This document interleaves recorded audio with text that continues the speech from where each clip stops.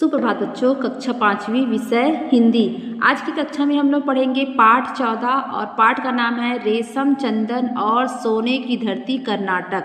यानी कि इस पाठ में हम लोग कर्नाटक के बारे में, यानी कि कर्नाटक में हमें कौन कौन से चीज़ें प्राप्त होती है उसके बारे में हम लोग आज पढ़ेंगे। तो मैं पढ़ रही हूँ, आप लोग भी अपनी पुस्तक निकालिए और जैसे जैसे मैं पढ़ती जा रही हूँ आप लोग भी उंगली रखेंगे। उसके साथ साथ मैं पढ़ाने के साथ साथ मैं समझाते भी जाऊंगी। दक्षिण भारत में काजू के आकार का एक राज्य है, यानी कि जो कर्नाटक है वो कौन से आकार का है? काजू के आकार का। जो कर्नाटक है वो कौन से आकार का है? काजू के आकार का है।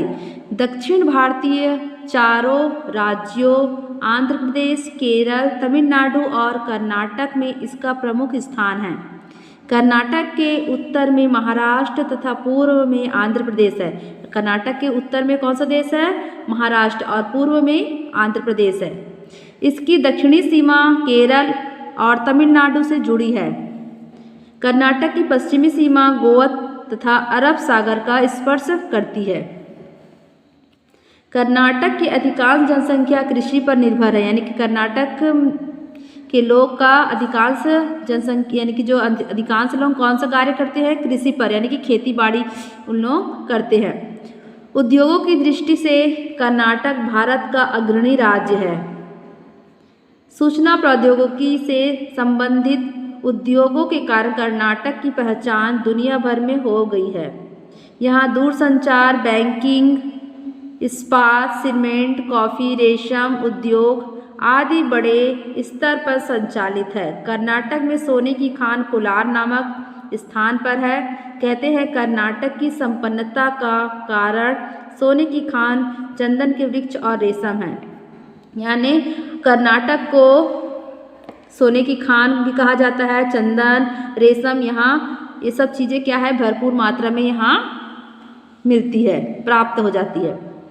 कर्नाटक के वनों में चंदन के वृक्ष बहुत पाए जाते हैं, यानी कर्नाटक में वनों में, कर्नाटक में है जो जहाँ वन है वहाँ पे चंदन के वृक्ष क्या है? बहुत अधिक मात्रा में पाए जाते हैं।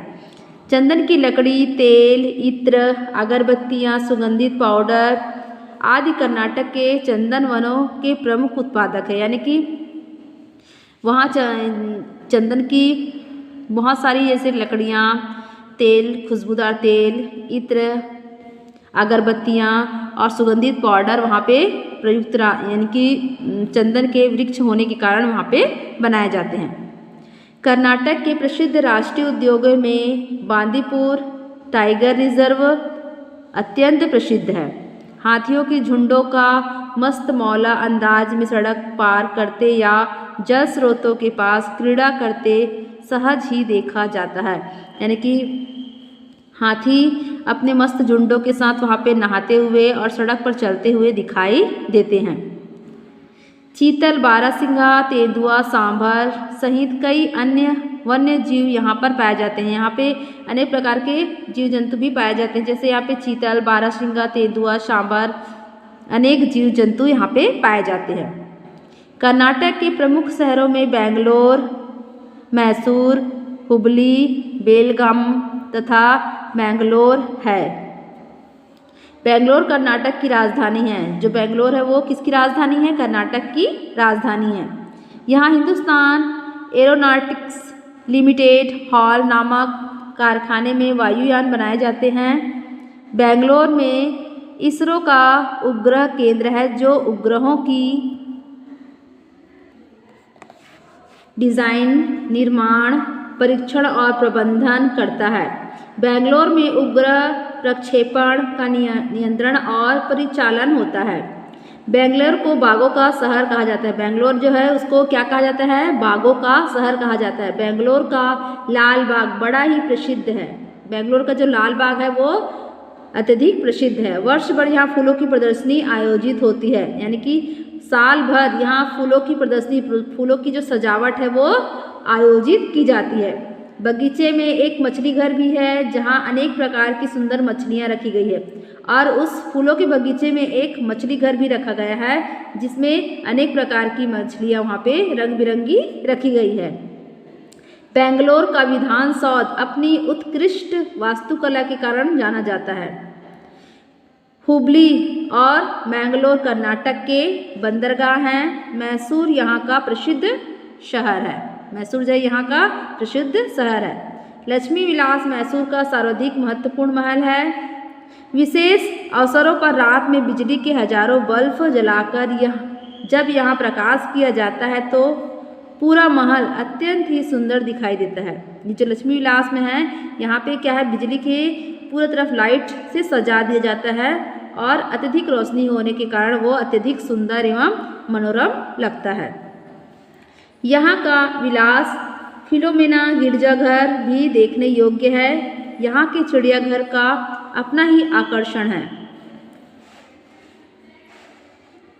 मैसूर के पास ही चामुंडी हिल नामक पहाड़ी है।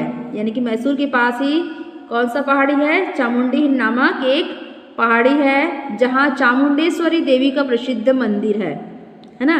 चामुंडेश्वरी देवी मंदिर है। पहाड़ी पर ही महिषासुर दैत्य की प्रतिमा है जिसका यहाँ पर चामुंडेश्वरी देवी ने वध किया था।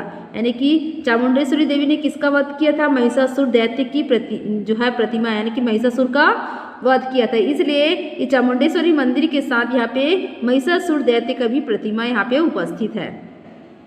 महिषासुर के नाम पर इस शहर का नाम मैसूर पड़ा। यानी कि महिषासुर के नाम के कारण ही इस शहर का नाम क्या पड़ा, मैसूर पड़ा।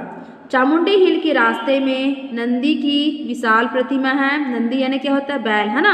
बैल की क्या है, विशाल प्रतिमा है जिसे एक बड़ी चट्टान को तराश कर बनाया गया है। और जो वो नंदी की मूर्ति है उसको एक चट्टान को खोदकर पूरा आकर्षित रूप से वो बनाया गया है। मैसूर में 20 किलोमीटर की दूरी पर वृंदावन उद्यान है। इसकी शोभा निराली है। सुंदर रंगीन फूलों के फुहारों से सजे इस बाग में संगीत की धुन पर नाचते रंगीन फव्वारों को देखने बड़ी संख्या में भीड़ जुटती है। यानी कि वहाँ पे फुहारों के साथ नाचते हुए जो रंगीन फव्वारे हैं वो संगीत के साथ धुन में नाचते हुए बहुत ही क्या लगते हैं, सुंदर दिखाई देते हैं।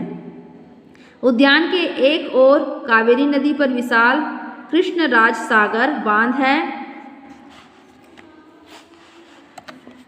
कृष्णराज सागर बांध है। मैसूर के पास श्रीरंगपट्टनम का प्रदर्शनी स्थल है जो टीपू सुल्तान की राजधानी था। यहाँ एक प्राचीन श्री रंगनाथ मंदिर एवं पुराना किला दर्शनीय है। मैसूर से लगभग 100 किलोमीटर की दूरी पर जैन तीर्थ श्रवण बेलगोला में भगवान गोमतेश्वर बाहुबली की 57 फीट ऊंची विशाल प्रतिमा है जिसे एक ही चट्टान को काटकर बनाया गया है। गोमतेश्वर जैनियों के प्रथम तीर्थकर ऋषभदेव के पुत्र बाहुबली का ही नाम है। 12 वर्षों में एक बार इसका मस्तकाभिषेक होता है। यानी कि 57 फीट ऊंची जो विशाल प्रतिमा है चट्टानों को काटकर बनाया गया है और यह इसका मस्तकाभिषेक 12 वर्षों में एक बार इसका मस्तकाभिषेक किया जाता है। यानी कि दूध वगैरह से, दही से इसको क्या किया जाता है, नहलाया जाता है। एमपी में विजयनगर साम्राज्य के अवशेष है। यहाँ के विट्ठल स्वामी मंदिर, विरूपाक्ष मंदिर तथा हजार मंदिर दर्शनीय हैं। हासन में उपग्रह नियंत्रण केंद्र, कर्नाटक के अन्य दर्शनीय स्थलों में जोग प्रपात जो भारत का सबसे बड़ा जलप्रपात है, गुलबर्गा, बीजापुर और बीदर में प्राचीन स्मारक है, गोकर्ण, उडुपी धर्मस्थल, मेलुकोट तथा गंगापुर यहाँ के प्रसिद्ध तीर्थ स्थल है। कर्नाटक के पुरुष धोतरा पहनते हैं, या धोतरा यानी कि एक प्रकार की धोती है, और महिलाएं साड़ी पहनती हैं। महिलाएं अपनी जुड़े में फूलों का गजरा अवश्य लगाती है। यहाँ के लोग खाने में चावल और नारियल का प्रयोग अधिक करते हैं। सांभर तथा रसम के साथ चावल खाया जाता है। मैसूर में दशहरे का उत्सव भारत में सबसे शानदार ढंग से मनाया जाता है। इस दिन राजा की सवारी हाथी पर निकलती है। देश विदेश से लाखों लोग इस अवसर पर यहाँ जमा होते हैं। नवरात्र के प्रथम दिन से लेकर विजयदशमी तक यहाँ विविध सांस्कृतिक कार्यक्रम होते हैं, जिनमें देश के विख्यात संगीतज्ञ अपनी कला का प्रदर्शन करते हैं। यक्षगान कर्नाटक का प्रसिद्ध लोक नाट्य है। यक्षगान जो है कर्नाटक का क्या है, प्रसिद्ध लोक नाट्य है, जो पौराणिक कथाओं पर आधारित होता है। जो किस पर आधारित होता है, पौराणिक कथाओं पर आधारित होता है और अभिनय के साथ प्रस्तुत किया जाता है। कर्नाटक में चंदन की लकड़ी पर की गई दस्तकारी, हाथी दांत के खिलौने और अन्य सामग्री बहुत लोकप्रिय हैं। मैसूर के रेशम से बनी साड़ियाँ देश विदेश में प्रसिद्ध है। भारत की गौरव वृद्धि में कर्नाटक का महत्वपूर्ण योगदान है, यानी कि कर्नाटक से ही हमें ये रेशम चंदन ये सब क्या होती है, हमें प्राप्त होती है। तो जो कर्नाटक का यानी कि महत्वपूर्ण योगदान है भारत की गौरव वृद्धि के लिए, जो कर्नाटक है वो क्या है, बहुत अधिक योगदान देता है। जैसे यहाँ पे शब्दार्थ मैं बता देती हूँ आप लोग को। खान यानी क्या होता है, खदान, है ना। प्रमुख, मुख्य, उन्नति, प्रगति या फिर विकास। भव्य, शानदार, अग्रणी, आगे रहने वाला। पर्यटक, सैलानी या घूमने फिरने के उद्देश्य से यात्रा करने वाला। दस्तकारी, हाथ से किया गया कलात्मक कार्य। सर्वाधिक, सबसे अधिक। उत्पाद यानी कि उपज, बनाई गई वस्तु। पौराणिक, पुराण संबंधी। वास्तुकला, भवन निर्माण कला। विख्यात यानी प्रसिद्ध। ये शब्दार्थ का फोटो मैं आप लोग को सेंड करूँगी, आप लोग की बुक में भी है ये, तो आप लोग इसको पाठ का हेडिंग डाल के ये शब्दार्थ को अपनी कॉपी पे लिखेंगे और याद भी करेंगे, और लिखने के बाद फ़ोटो भी सेंड करेंगे।